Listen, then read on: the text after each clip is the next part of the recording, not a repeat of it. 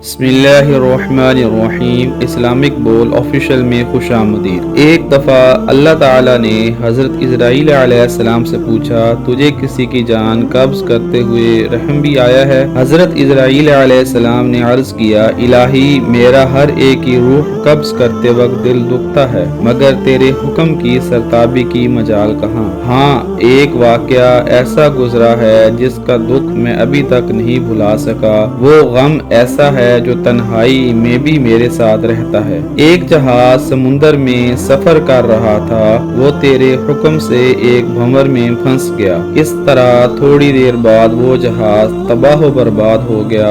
جہاز میں سوار کئی مرد و زن غرق ہو گئے۔ جو مسافر بچے ان میں ایک ماں تھی اور دوسرا اس کا چھوٹا بچہ، جو تباہ شدہ جہاز کے ایک تختے پر سمندر کی لہروں میں تیرے رحم و کرم پر بہے جا رہے تھے۔ تیز ہوا نے انہیں آنن فانن سینکڑوں میل دور سمندر کے کنارے پر پہنچا دیا۔ ماں اور بیٹے کے بچ جانے سے بہت خوش ہوا۔ اسی لمحے تیرا حکم ہوا، ماں کی روح قبض کر لو۔ میں نے مولا کریم تیرے حکم کی تعمیل کی۔ باری تعالیٰ تو خوب جانتا ہے، یہ حکم پا کر میرا کلیجہ کانپ گیا تھا، اور جب میں نے اس طفل شیر خواہ کو ماں سے الگ کیا تو مجھے کس قدر تکلیف پہنچی تھی، اب یاد آئی ہے تو آنکھیں آنسوں سے بھیگ گئی ہیں۔ پھر حکم الہی ہوا، کیا تجھے پتا ہے بعد میں وہ بچہ کہاں اور کس طرح پرورش پاتا رہا؟ اسرائیل علیہ السلام نے عرض کیا، اللہ تعالیٰ علم الغیب ہے، ظاہر اور باطن اسی پر آیا ہیں۔ اللہ عز و جل نے فرمایا، ہم نے موج سمندر کو حکم دیا کہ اس لاوارث بچے کو اٹھا کر ساحل پر ڈال دے۔ ساحل کے قریب ایک سرسبز و شاداب جزیرہ تھا۔ ہم نے پھولوں کو حکم دیا کہ بچے کے نیچے سیج بچھا دیں۔ سورج سے کہا، اپنی تیز شعاؤں سے بچے کو محفوظ رکھنا۔ بادل کو کہا، بچے سے ذرا فاصلے پر برسے۔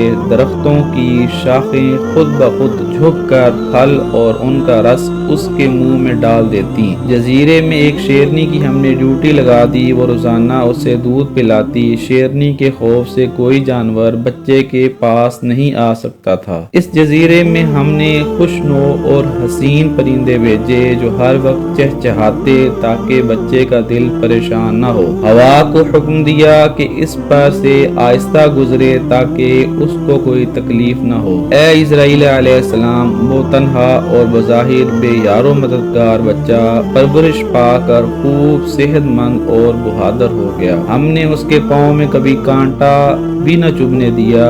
دنیا جہاں کی نعمتیں اسے عطا کی۔ اے ملک الموت، تو جانتا ہے کہ وہ بچہ کہاں اور کیا کر رہا ہے۔ ایک بادشاہ شکار کھیلتے ہوئے ادھر آ نکلا۔ وہ خوبصورت صحت مند بچے کو دیکھ کر بہت خوش ہوا اور اسے اٹھا کر اپنے محل میں لے آیا۔ اس کے ہاں کوئی اولاد نہ تھی، انہوں نے اسے اپنا بیٹا بنا لیا۔ بادشاہ کے مرنے کے بعد وہ اکیلا تاج و تخت کا مالک بن گیا۔ غرور اور تکبر سے ہمارے بندوں پر ظلم کرنے لگا۔ ایسا سرکش نکلا کہ خود خدا بن بیٹھا، اپنے بت بنوا کر انہیں سجدے کرانے لگا۔ خاک کا فانی پتلا ہمارا شریک بن بیٹھا۔